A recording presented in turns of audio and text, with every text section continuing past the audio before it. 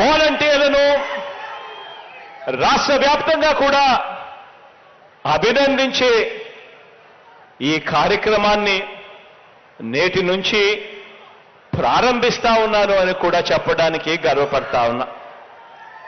మరో వారం రోజుల పాటు ప్రతి మండలంలోనూ ఒక ఉత్సవ వేడుకల ఈ కార్యక్రమాన్ని మనందరి ప్రభుత్వం జరిపిస్తుంది.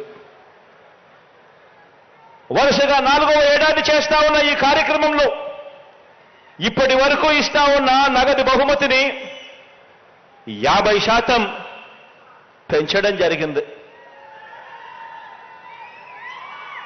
ఎందుకు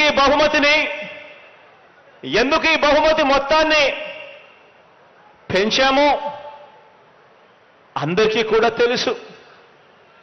కారణం మీరంతా కూడా గత ప్రభుత్వ లంచాల వ్యవస్థను, మీరంతా కూడా గత ప్రభుత్వ లంచాలు వివక్ష వ్యవస్థను బద్దలు కొట్టి నిజాయితీని నిలబెట్టుకున్న మీ విధానాన్ని, నా విధానాన్ని ఎజెండాగా తీసుకుని అడుగులు వేస్తూ త్రికరణ శుద్ధితో ఎవరైనా కూడా 2019కి ముందు మన ప్రభుత్వం రాకమునుపు లంచాలు లేని వ్యవస్థ సాధ్యమేనా అంటే లేదు, సాధ్యమే అని చెప్పి చూపించినందుకు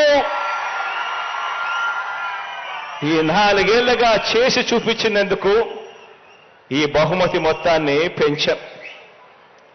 సేవా వజ్రాలకు 45,000, సేవా రత్నాలకు 30,000, సేవా మిత్రులకు 15,000 చొప్పున ఇస్తా ఉన్నాం. ఈ ఏడాది కూడా ప్రతి నియోజకవర్గం నుంచి 5 చొప్పున 875 మంది వాలంటీర్లకు సేవా వజ్ర అవార్డులతో సత్కరిస్తా ఉన్నాం. ప్రతి మండలం, ప్రతి మున్సిపాలిటీ పరిధి నుంచి కనీసం 5 మంది, కార్పొరేషన్ పరిధి నుంచి కనీసం 10 మంది చొప్పున 4,150 మంది వాలంటీర్లకు సేవా రత్న అవార్డులతో గౌరవిస్తా ఉన్నాం. ఏడాదిగా మంచి సేవలందించిన 2,50,439 మంది నా వాలంటీర్ చెల్లెమ్మలకు, నా వాలంటీర్ తమ్ముళ్లకు సేవా మిత్ర అవార్డులతో సన్మానిస్తా ఉన్నామని కూడా చెప్పడానికి గర్వపడతా ఉన్నా.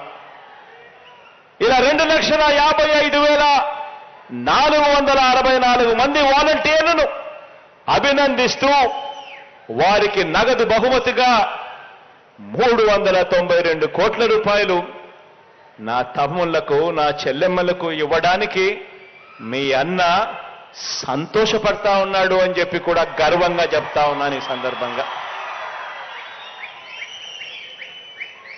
దేశ చరిత్రలో మరే రాష్ట్రంలో అయినా కూడా ఇలాంటి లంచాలు లేని, వివక్ష లేని వ్యవస్థను ఎక్కడైనా మీరు చూశారా అని అడుగుతా ఉన్నాను.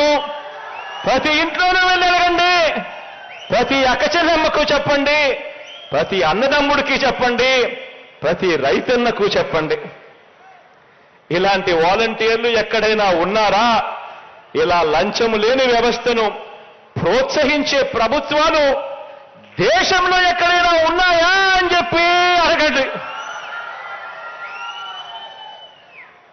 మన ప్రభుత్వం రాకమునుపు ఎవరైనా కూడా ప్రభుత్వం నుంచి ఇచ్చే 1 రూపాయి ఎటువంటి లంచము, ఎటువంటి అవినీతి, ఎటువంటి వివక్ష లేకుండా ప్రజల చేతుల్లోకి చేరగలుగుతుందా అని ఎవరైనా అడిగితే ఎవ్వరూ కూడా ఇది జరిగే పని కాదు అని చెప్పే పరిస్థితి.